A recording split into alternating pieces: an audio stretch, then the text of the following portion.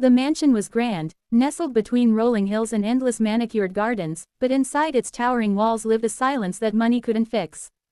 Mr. Armin Devlin, a self-made billionaire CEO known worldwide for his empire, had everything, except the one thing he truly cared about, seeing his daughter, Alara, walk again. Alara hadn't walked since she was 5. A rare neurological condition left her paralyzed from the waist down, and despite every effort, top neurosurgeons, advanced physiotherapy, experimental treatments in Switzerland and Japan, nothing changed. She lived in a custom wheelchair, rolling quietly through the marble-floored corridors of her home, painting pictures of flowers and skies she longed to run through. Her father tried to hide his heartbreak. Every birthday, he'd bring in entertainers, animals, even fireworks, but all Alara wanted was to feel the grass beneath her feet. "Daddy, if I could only walk once," she whispered one night, just once. Armin spared no expense, but money had finally met its limit. It couldn't teach nerves to reconnect or muscles to obey.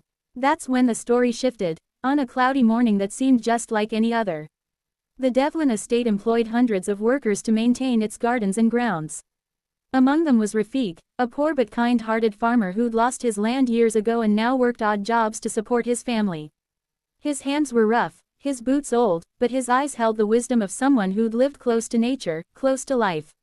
One afternoon, Alara was wheeled outside by her caretaker to the back garden where the roses bloomed. She liked watching the bees dance and the wind stir the petals. Rafik, watering a bed of sunflowers nearby, noticed her quiet gaze. He tipped his hat. "Miss Alara, you like flowers?" he asked. She smiled. "They remind me of freedom." That was the beginning. Day by day, they talked about rain, rivers, dreams, and healing. Rafik never asked about her wheelchair. Instead, he told stories from his village, of a healer his grandmother knew, who used nothing but herbs, oils, and prayer. He spoke of balance, energy, and listening to the body. Alara listened. Her soul did too. One day, with her father watching from the veranda, Rafik walked up to Armin with trembling courage. "Sir, I know I'm just a farmer. But I'd like to try something. Not medicine, just a touch." A whisper to the earth beneath her. Armin blinked. "You want to try what thousands of doctors couldn't?" "I want to try what they forgot to," Rafik replied. After a long silence, and with nothing left to lose, Armin nodded. And so, in a quiet corner of the garden under an ancient tree, Rafik began his sessions.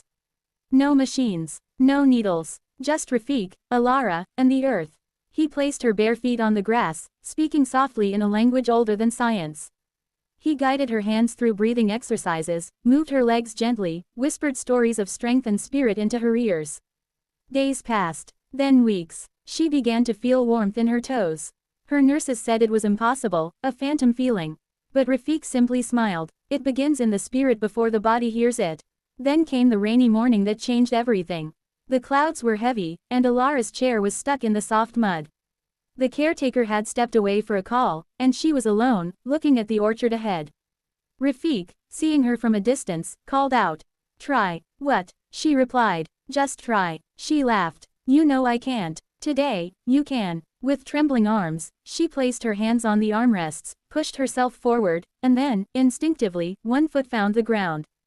Then another. She stood. Her legs wobbled, then held. She cried. Rafik watched with tears, whispering prayers. Only the earth could hear.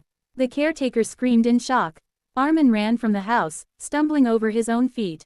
"Alara," he shouted, seeing her upright for the first time in over 10 years. "Daddy," she whispered, "I'm standing." They wept, all of them. That night, the mansion didn't need fireworks.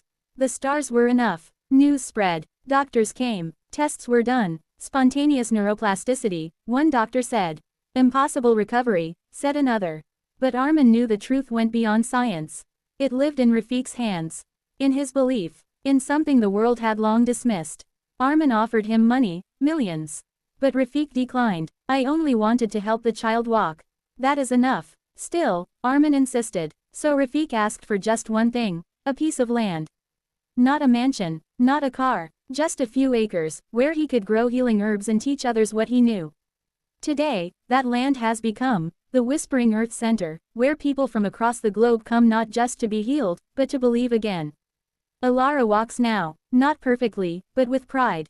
She visits Rafik's center every month, sharing her journey, guiding others, and painting murals of the garden where it all began. This story isn't about science versus spirit. It's about faith, the kind that lives not in textbooks, but in hearts. It's about listening, to whispers, to nature, to the human soul. Sometimes, all it takes is one whisper from the right person, at the right time, to make the impossible, possible.